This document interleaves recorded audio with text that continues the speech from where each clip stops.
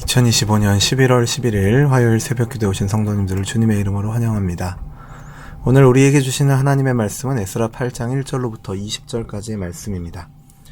제가 가진 성경으로 구약성경 721면에 있는 에스라 8장 1절로부터 20절까지의 말씀 중 1절부터 2절 그리고 15절부터 20절까지의 말씀을 제가 봉독하겠습니다.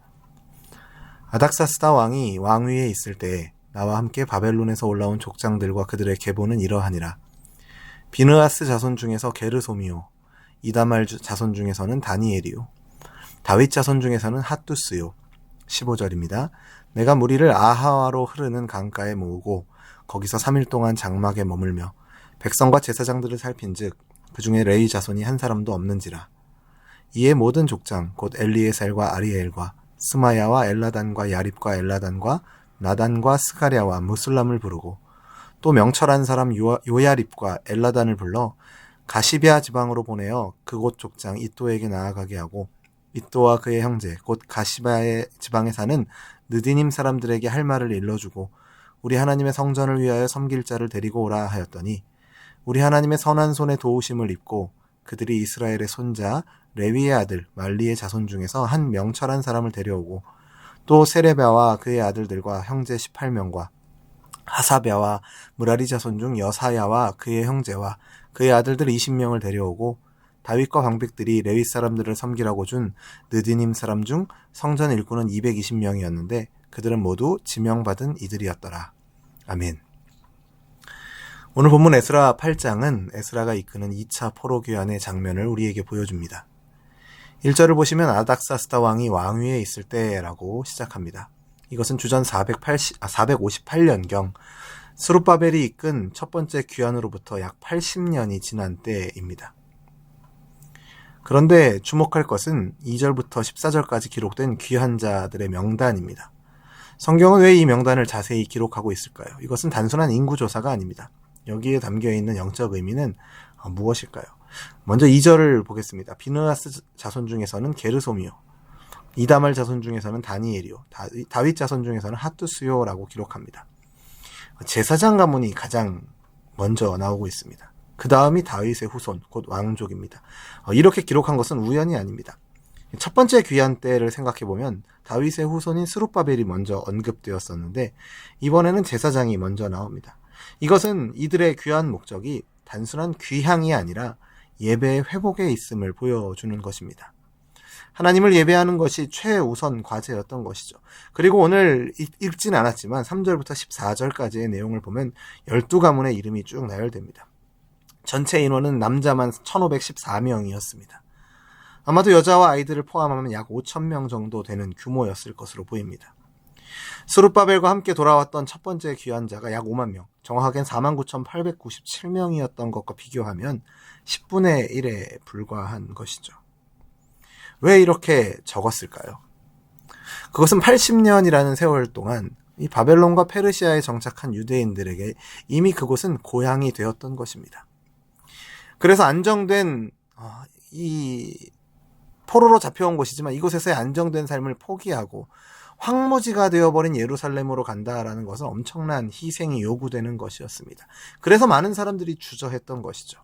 그러나 이 소수의 사람들이 중요한 이유는 그들이 새로운 출애굽을 준비하는 사람들이었기 때문입니다. 12가문이라는 숫자도 의미심장합니다. 그것은 이스라엘 12지파를 상징하는 것이죠. 비록 적은 수이지만 이들은 새로운 이스라엘을 대표하는 사람들이었습니다. 그런데 15절을 보면 심각한 문제가 발견됩니다. 15절 후반부에 보면 3일 동안 장막에 머물며 백성과 제사장들을 살핀즉 그 중에 레위 자손이 한 사람도 없는지라 라고 기록합니다. 제사장은 있는데 레위인이 없었습니다. 레위인이 무슨 일을 하는 사람들입니까? 성전에서 제사장을 도와서 예배를 인도하고 백성들에게 율법을 가르치는 일을 맡은 사람들이었습니다. 이들이 없이는 성전이 제대로 운영이 될 수가 없는 것이죠. 요즘식으로 따지면 예배당은 건물은 있는데 찬양 인도자도 반주자도 교사도 봉사자가 아무도 없는 것과 같은 상황이었습니다. 이미 1차 귀환 때에도 레위인의 참여가 참 저조하여서 아쉬움이 있었는데 이번에는 아예 없으니 이건 결코 간과할 수 없는 큰 문제였던 것이죠. 성전이 재건되고 예배가 회복되려면 말씀을 가르치고 예배를 주관한 일꾼이 반드시 있어야 했습니다. 그런데 왜 레위인들이 두 번째 귀환에 참여하지 않으려고 한 것일까요?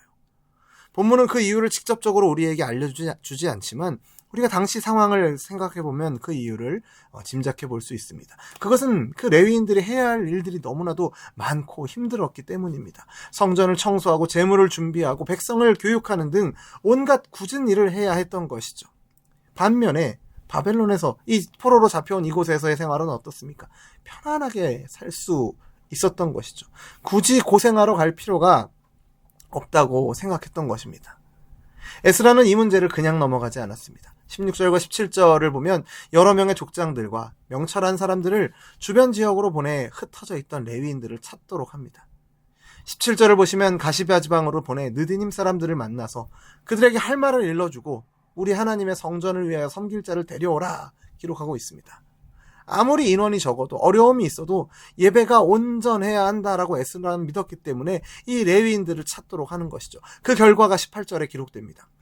우리 하나님의 선한 손에 도우심을 입고 하나님께서 역사하신 것입니다. 약 40인의 레위인과 성전 봉사자 220명이 합류하게 됩니다. 이 2차 귀환에 함께 가게 됩니다. 하나님께서 그들의 마음을 움직이신 것입니다. 오늘 이 본문은 우리가 살고 있는 이 시대의 교회의 모습에 대해 시사하는 바가 큽니다. 오늘날 교회는 어떻습니까? 한국 교회의 모습은 어떻습니까? 많은 사람이 여전히 교회에 나오고 있지만 헌신하는 사람은 적습니다. 큰 교회도 작은 교회도 규모가 모이는 사람이 많은 교회도 많지 않은 교회도 봉사자는 다 적습니다. 예배는 드리지만 봉사는 피하죠. 은혜는 받고 싶지만 희생은 싫어합니다. 그러나 하나님의 나라는 어떻습니까? 소수의 헌신된 사람들로부터 세워지고 시작됩니다. 첫 번째 귀환자 5만 명보다 두 번째 귀환자 이 5천 명이 더 귀할 수 있다고 생각이 됩니다. 왜냐하면 그들은 어려움을 알면서도 자원하여 나선 사람들이기 때문입니다. 이 본문을 묵상하면서 우리가 크게는 두 가지를 우리가 생각해 보면 좋겠습니다. 첫 번째는 예배가 우선이어야 한다라는 것입니다. 이건 너무나도 중요한 것이죠. 제사장 가문이 가장 먼저 언급된다라는 것처럼 우리의 삶의 우선순위도 예배, 우리의 공동체에서 회복되어야 하는 가장 1순위도 예배여야 한다라는 것입니다. 그런데 이러한 예배의 회복, 또 이 온전한 교회를 세워가는 이 일을 위해서 무엇이 있어야 합니까? 바로 작은 헌신이 필요합니다. 봉사자가 많으면 될 것 같지만 그렇지 않습니다.